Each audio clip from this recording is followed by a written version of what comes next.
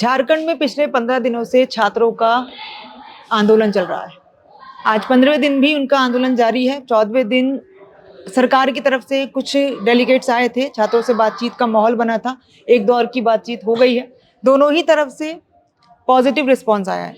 छात्रों के तरफ से जो लोग बात करने के लिए पहुंचे थे, मीटिंग के बाद उन्होंने बोला कि सरकार के जो लोग आए थे उन्होंने बात सुनी, समझी, पॉजिटिव रिस्पॉन्स दिया है और आगे आश्वासन दिया है कि वो उनकी मांगों पर गौर करें। वहीं सरकार की तरफ से भी ये बोला गया है कि सकारात्मक बातचीत रही है और समस्याएं जेन्युइन हैं, समाधान निकालने की पूरी कोशिश की जा रही है और जल्द से जल्द कुछ ना कुछ किया जाएगा। फिलहाल इस सब के बीच पहले दौर की मीटिंग में कुछ फाइनल नहीं हुआ है। छात्रों के लीडर का यही कहना है कि अभी ये प्रोटेस्ट जारी रहेगा।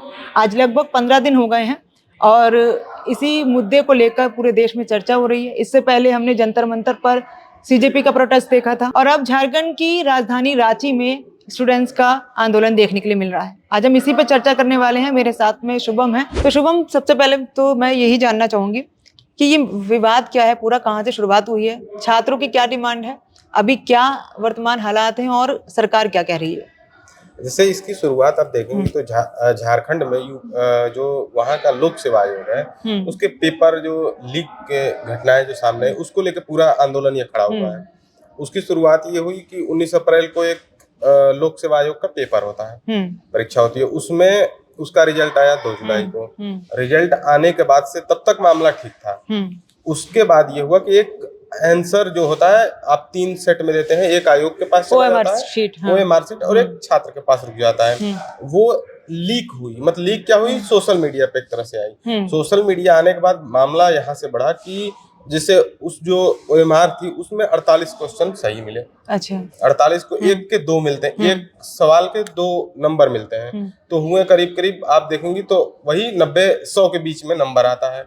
जो फाइनल कट ऑफ निकाला गया जिसमें 2000 लड़कों को मेंस के लिए क्वालिफाई कराया गया, उसमें उसकी मेरिट करीब 140 नंबर आई।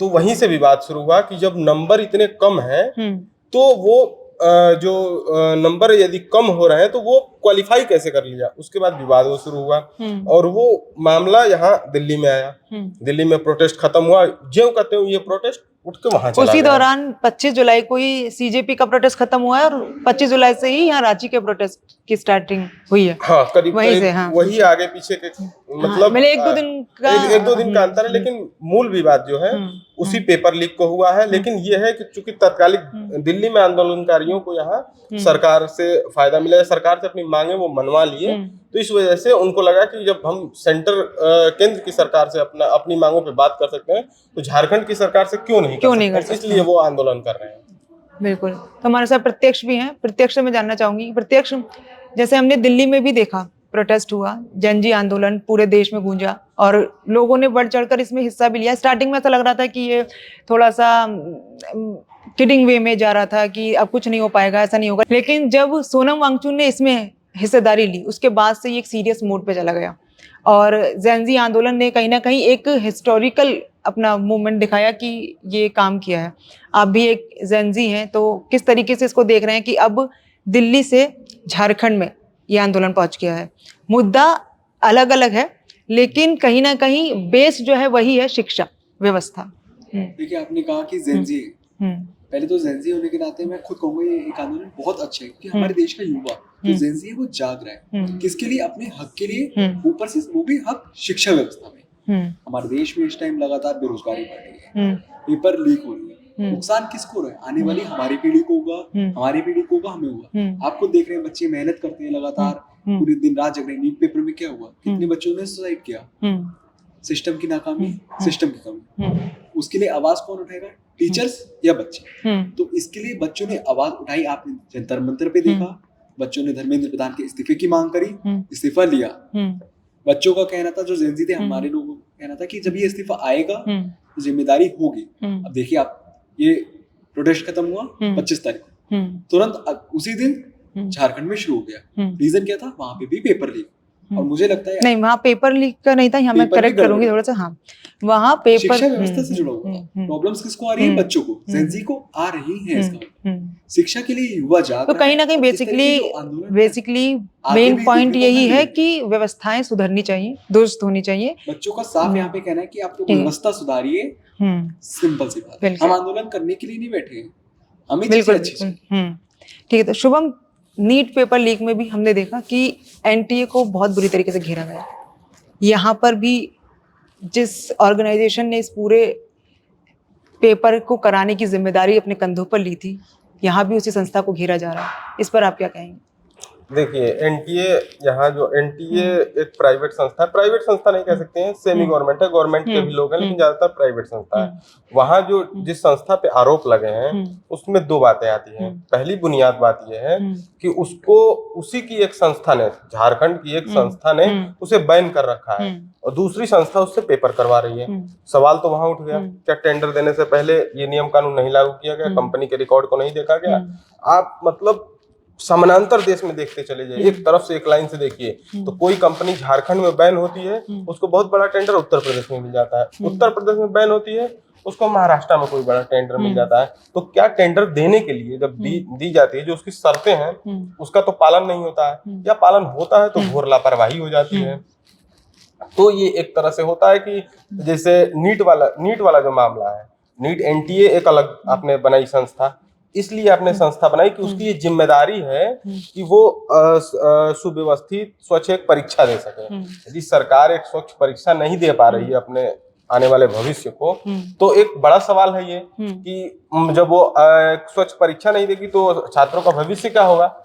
और जो लगातार प्राइवेट संस्थाओं को दिया जा रहा है, कहीं ना कहीं जो संस्थाएं हैं जिनको ये प्रॉपर तरीके से जिम्मेदारी दी जाती है, उनका बहुत बड़ा रोल है और उस पर कहीं ना कहीं सरकार को शिकंजा कसना चाहिए कि ताकि इस तरीके की जो भी पेपर लीक की समस्याएं हैं या अनियमितताएं की समस्याएं, किसी भी तरीके की चूक कहीं हो रही है, लूप होल कहीं पर हो रहा है, तो पूरी तरीके से फिक्स्ड होना चाहिए कहीं ना कहीं ये प्रॉपर। और यही चीज ये लोग भी बोलते हैं कि पूरे आंदोलन में हमने देखा, जब जंतर मंतर पर भी चल रहा था तो सारे जितने भी स्टूडेंट से हम लोग बात किए हैं या जो जितने भी वीडियोस वायरल हुए हैं, सब में यही कहना था कि कब तक झेला जाए। ये 1 साल नहीं, 2 साल नहीं, 3 साल नहीं, सालों से यही दिक्कत हमेशा छात्र झेलते रह रहे हैं। और मोस्टली जितनी वो प्रॉब्लम झेलते हैं, वो शायद मुझे लगता है जो लोग प्रिपरेशन कर रहे हैं वही लोग इस बात को फील कर पाएंगे।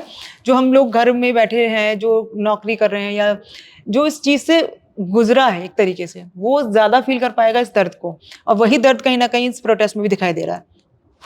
बिल्कुल जी हाँ, जब आपने ये बोला ना कि व्यवस्था है, गवर्नमेंट का नाम इसलिए आ रहा है, झारखंड सरकार को घेरा गया, उधर केंद्र को घेरा गया, क्योंकि मेन जगह पे तो वो लोग बैठे हैं ना, जिम्मेदारी तो उनकी होनी चाहिए। लेकिन दोनों ही जगह देखा गया कि कोई भी अपनी जिम्मेदारी नहीं मांग रहा।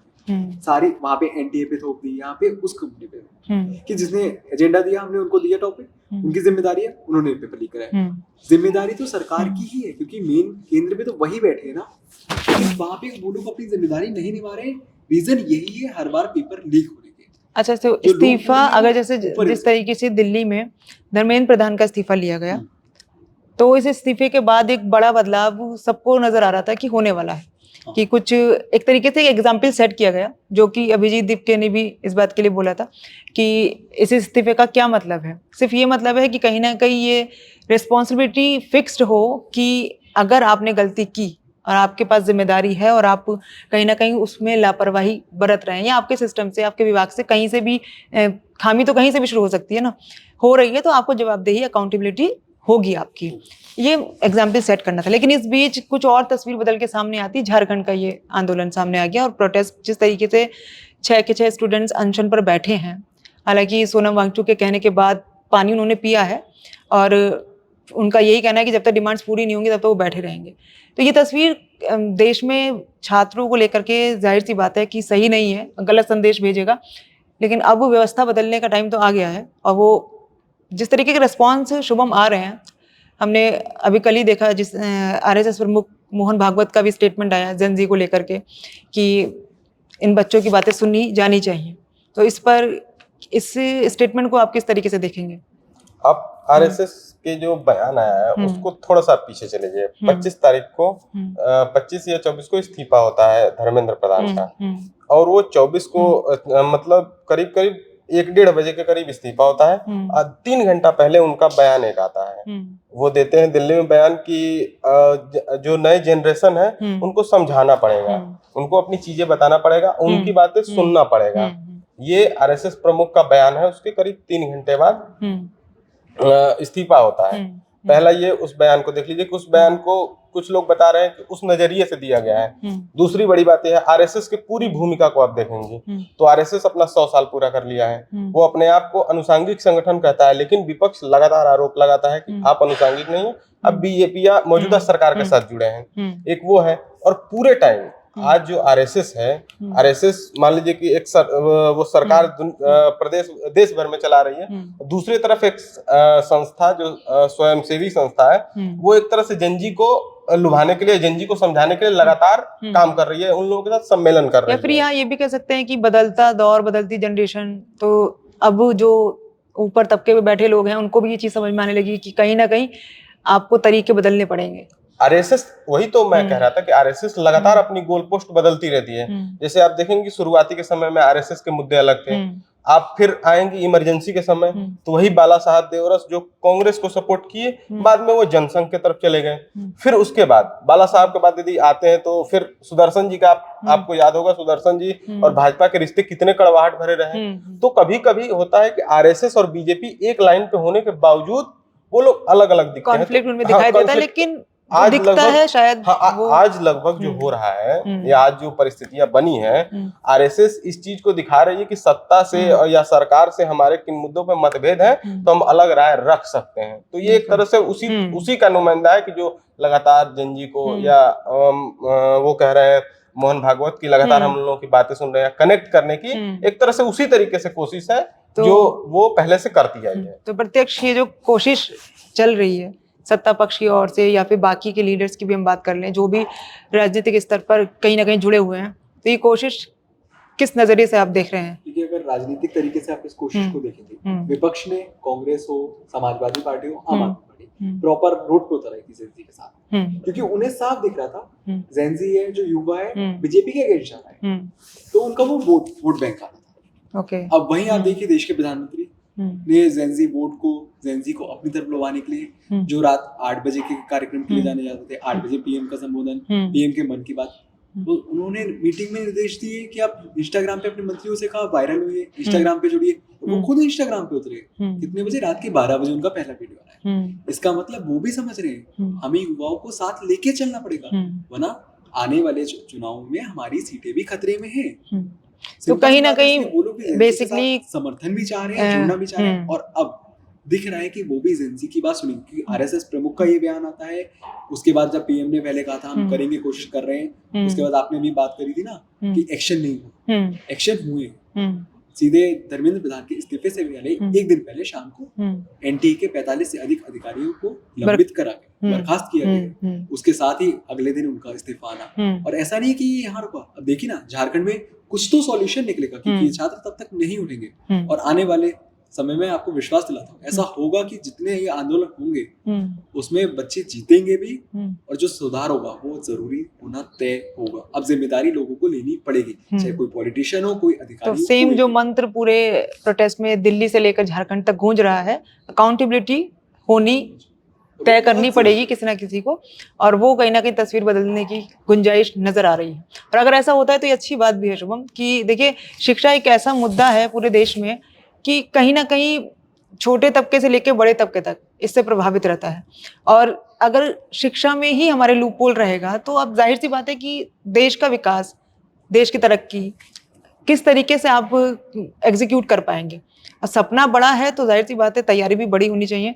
फिलहाल झारखंड में जो प्रोटेस्ट चल रहा है उसका आने वाले दिनों में क्या सोल्यूशन निकाला जाता है सरकार की तरफ से, किस तरीके की चीज़ें रहने वाली हैं, क्योंकि देखिए सरकार भी कहीं ना कहीं ऐसा नहीं है कि वो पीछे हट रही है बात करने से, उसके कदम आगे हैं कि प्रॉपर तरीके से वो सुनना चाहती है। और दिल्ली में भी हमने प्रोटेस्ट देख लिया है। अब आने वाले समय में क्या तस्वीर बदलती है वो तो आगे का वक्त ही बताएगा, या हो सकता है कि आज कुछ घंटों में ही, कुछ एक दिन बाद, 2 दिन बाद, जैसा भी होता है, क्योंकि मंथन तो चल रहा है, मंथन चल रहा है। फिलहाल जो भी होगा वो आगे के दिन ही बताएंगे। जो भी हमने चर्चा की उसमें से कुछ वैलिड पॉइंट्स हैं कि व्यवस्था बदलनी ज़रूरी है, और ये एकजुट जिससे भी आप पूछेंगे ये साउंड निकलेगा ही निकलेगा कि हाँ खामियां हैं, तो खामियों को सुधारने के लिए तैयारी भी करनी होगी। और ये अब ऊपर से लेकर नीचे तक दिखाई दे रहा है, चाहे विपक्ष की बात कर लो चाहे पक्ष की बात कर लो, दोनों ही जो घेराव में है, क्योंकि दोनों ही पार्ट। पेपर लीक हर सरकार में। हाँ, देखिए ऐसा नहीं है कि कोई भी चीज एक ही आप पर्टिकुलर सरकार को ब्लेम कर देंगे। जी हाँ। आप जब हिस्ट्री देखते हैं तो चारों तरफ से चीजें निकल कर आती हैं, लेकिन मेन चीज है कि बदलाव जरूरी है, बदलाव। ठीक है, तो फिलहाल जो भी अपडेट्स आएगा आपको बताएंगे। इस चर्चा पर आप क्या क्या कहना है, और सबसे अहम कि झारखंड में जो प्रोटेस्ट चल रहा है उस पर आपकी क्या राय है, कमेंट बॉक्स में जरूर बताइएगा। तब तक के लिए शुक्रिया, नमस्कार।